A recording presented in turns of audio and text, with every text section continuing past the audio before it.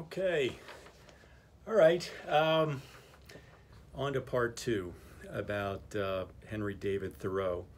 And the focus this time is going to be more so on the solution. The first part we were talking about general history and the problem of conformity and how conformity is, as Emerson said, imitation is suicide. We reduce ourselves to non-entities, machines, etc., when we're just focused on what other people are trying to tell us about what reality is, what other people are trying to tell us about what our duty is. So that's the problem. We're reduced to machinery or robots. So, it would kind of be pretty awful if Thoreau was giving such a horrible diagnosis of the human race and didn't give us any kind of solution. Well, there is a solution. And the solution is in Transcendentalism. Okay? So there's all kinds of Transcendentalist ideology built into this essay. So that's what we're going to look at now. So get out your book and then follow along with me, and we'll go over what I think anyway are some key passages. So if you look over on page 958 in your book, 958, first full paragraph down, I'm going to be reading right about here. And Thoreau says, "Some are petitioning the state to dissolve the Union." And we know Civil War was based on the South seceding from the Union. The North, radical abolitionists, were talking about seceding from the Union. They were basically saying, no union with slaveholders. We are not going to be in a nation that permits slavery. So, at any rate, Thoreau was speaking to those folks and saying, why do they not dissolve it themselves? The union between themselves and the state, and refuse to pay their quota into the treasury. Do not they stand in the same relation to the state that the state does to the union? In other words, Thoreau's trying to give us as individuals an incredible amount of power. He's saying, we, you, us, individually, we have the power to start acting ethically now, right now. We don't have to wait for people in charge, the leaders, to do the right thing, whatever that might be. We can start acting ethically now. If the state, if my employer, if my family, whoever is behaving unethically, I can make a break now. And for Thoreau, most immediately what he's talking about is making a break, his own break with the Union. He's making his own personal declaration of independence. I will no longer support an unjust state doing unjust things. So you're not going to get your tax money from me. Okay. All right. So that's 958. And something else, I've already been talking about this a little bit over on page 954. And if I had a blackboard, which I don't, I'm going to go out, to Staples or something and buy a whiteboard so I can write stuff down for you guys. When I start geeking out about stuff, I got to put it on the board. This is one thing I'm going to geek out about. It's conscience. Conscience. Conscience, that's the same word for concepts that we've already been exploring in Emerson. Inner divinity, that inspiration that comes from within, and most especially intuition, that teaching from within. Thoreau's talking about the same thing, but he's given it a different name. It's conscience. Conscience. Why are we born with a conscience if we're not supposed to use it? But Thoreau says we're so habituated to shutting our conscience down. Our conscience is what enables us to make moral distinctions. That I can look at a government or a leader and say, that person is unjust, that person is a moral reprobate, and I'm not going to listen to what this guy has to say. It's conscience that enables us to make those kinds of distinctions. So again, what Thoreau here is trying to do is to awaken, build up, prioritize his reader's conscience. Conscience. Okay, so he's using that word right here on 954. This is about 10 lines from the top. I'm about right here. Yeah, oh, you can even better look right here, all right? Can there be not a government in which majorities do not virtually decide right and wrong, but conscience? Don't wait for governments to tell us what's right and wrong. I have a conscience. And conscience is very different from acting on selfish impulses. Conscience is very different than acting on personal sense of greed. And the only way we can tell the difference is we understand how to make moral distinctions. It means we have a moral compass, okay? All right, skip down a couple lines. Why has every man a conscience then? I think that we should be men first and subjects afterward. It is not desirable to cultivate a respect for the law so much as for the right, okay? So if we don't have a conscience that we are actively acting on, we're not men. We're not women. Thoreau's saying men. I hate to say it. Thoreau was kind of a sexist, sorry. So men and women. We're not fully men and women. If we don't know how to awaken our conscience to the point of making moral distinctions. And then, you know, if we don't have a conscience, that's what makes us robots or pieces of machinery, okay? If there's a room full of students out there, I could be looking around and make sure you all are with me, and I can't tell that. And so that's a shortcoming here, and, you know, I'm just going to have to learn to roll with that, I guess. But I hope that's making sense, okay? If it's not, it's fine. I'll just geek out on it a little bit more. Okay, so we are given a conscience, okay? This is part of our inner divinity.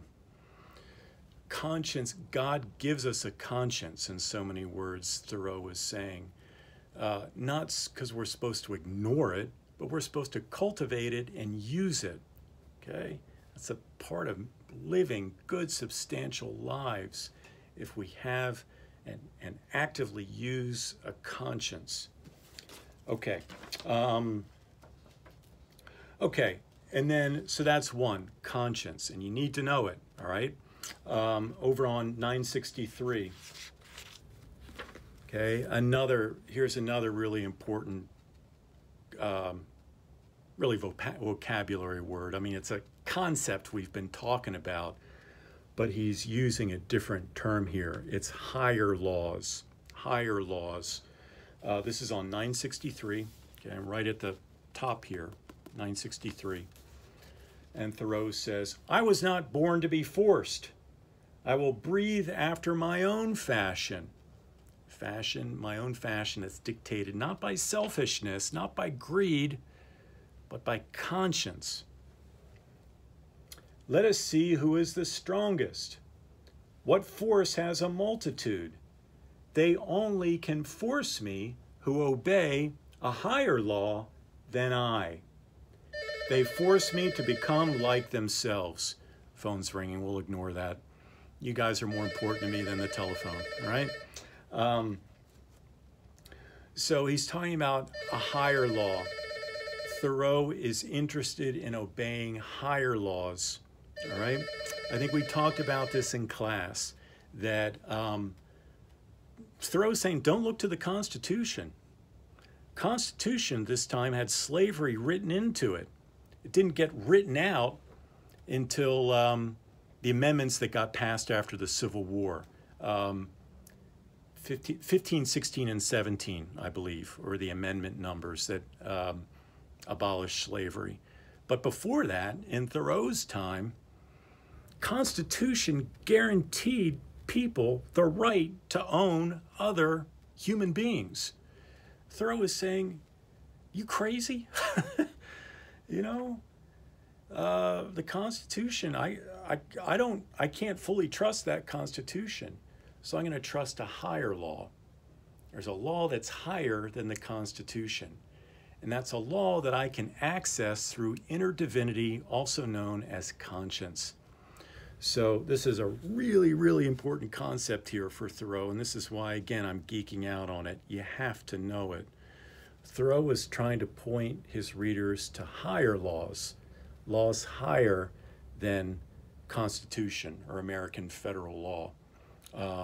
It's a law that says all people have a right to be free.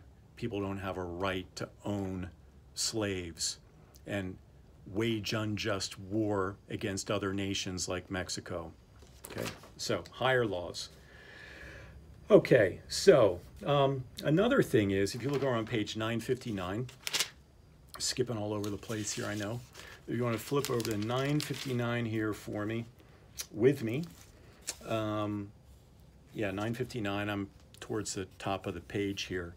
959, Thoreau is saying that it's not good enough to simply have the right beliefs. Beliefs mean nothing. My own values, whatever, they mean nothing if I'm not acting on them, okay? There's no justice without action. Good intentions aren't enough. You have to act. And this comes out on 959. Second paragraph down is where I'm going to pick up here. If the injustice has a spring or a pulley or a rope or a crank exclusively for itself, then perhaps you may consider whether the remedy will not be worse than the evil. But if it is of such a nature that it requires you to be the agent of injustice for another, then I say, break the law. Okay? He's not just giving us permission to break the law, he's saying that we must. It's a moral duty. Okay? Think about, well, just a handy example, the civil rights movement.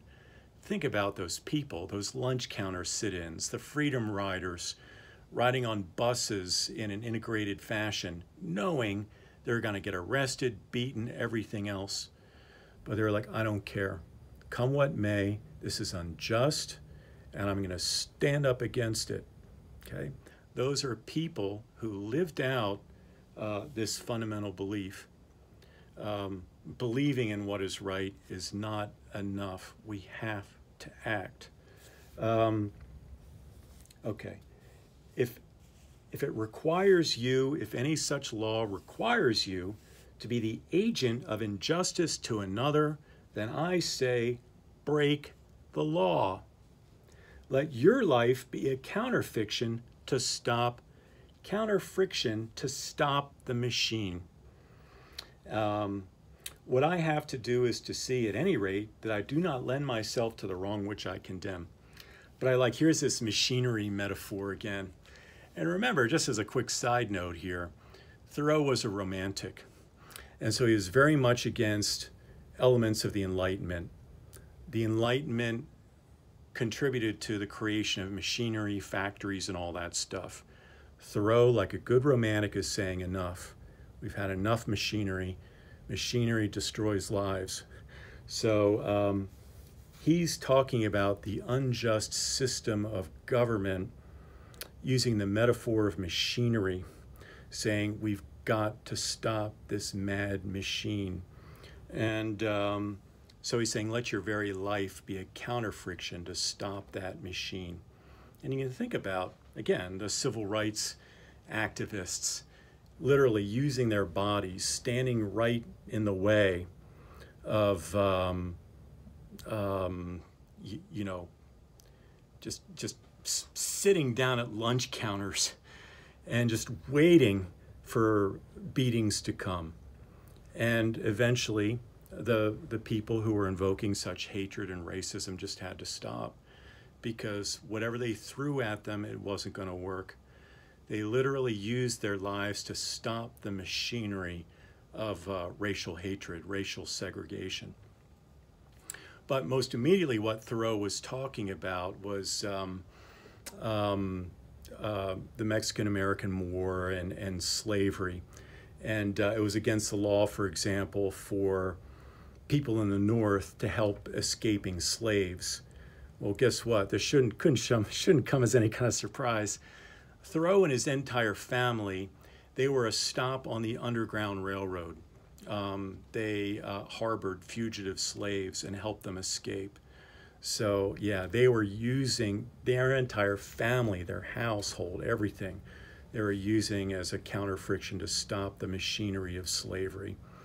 And if you got caught harboring slaves, they could confiscate every bit of your property. It was not an easy thing to do. But this is the challenge that Thoreau is giving us. He's saying he's going to try to make us feel very uncomfortable in our complacency and our apathy, and try to wake us up and inspire us into some kind of action. But there's a lot of hope embedded in all of this, all right? The hope is that he believes, I'm pointing, the camera I can see myself, I'm pointing, but it's like I'm pointing at myself. I'm pointing at you and I'm equally pointing at me. Thoreau is saying that each and every one of us, we have the power to affect meaningful change. He has that kind of belief in us. He's saying, yes, I'm expecting a lot out of you, but he's also saying, I know that a lot of good is going to come out of you as you take these kinds of significant actions in the cause of what's right and what's good and what's just and what's humane. So, yeah, okay. Now, yeah, all right. Yeah, okay, and this comes out, that point that I was making, this comes out over on 960. Yeah, okay, that segues nicely into this next passage. If you want to look over on 960 towards the top of that page, this fundamental belief. I mean, this is inner divinity. Conscience is inner divinity. Acting out conscience, acting out inner divinity, okay? You're acting out God's will, Thoreau would say. I mean, well, he wouldn't. He's not using that language, I am. But that's kind of what he means. If you're doing God's will, you have the power of the Creator behind you. So only good can come of that, right? Of course you're going to be successful. Okay? And then so you see on 960, yeah, about 8 lines from the top. If one honest man in this state of Massachusetts, ceasing to hold slaves, were actually to withdraw from this co-partnership and be locked in the county jail therefore, it would be the abolition of slavery in America. All it takes is one man, one woman, one honest person acting on principle like this. Doesn't matter how small the step, as long as it's real, genuine, substantial, from the heart, from the conscience. That's all it takes to start a movement, right? All it takes. That's why you have someone like Martin Luther King. One man, right? Look at what happened, you know? Created a whole change of consciousness. Thoreau is saying, yes, King is a special man, but Thoreau is trying to say that each and every one of us have that same power, that same potential. And this is a note that I'm going to end on. I don't want you to forget that, okay? Thoreau is trying to say we have that, each and every one of us. That's an incredible message of responsibility, of course, but it's a message of hope. It's a message of power, okay? If you hold on to anything from Thoreau, it's that kind of belief that he has in each and every one of us. So, what will be your act of justice? What will be your meaningful act in this world during this lifetime that can bring about meaningful change? All right? I'm going to leave you with that thought. Okay.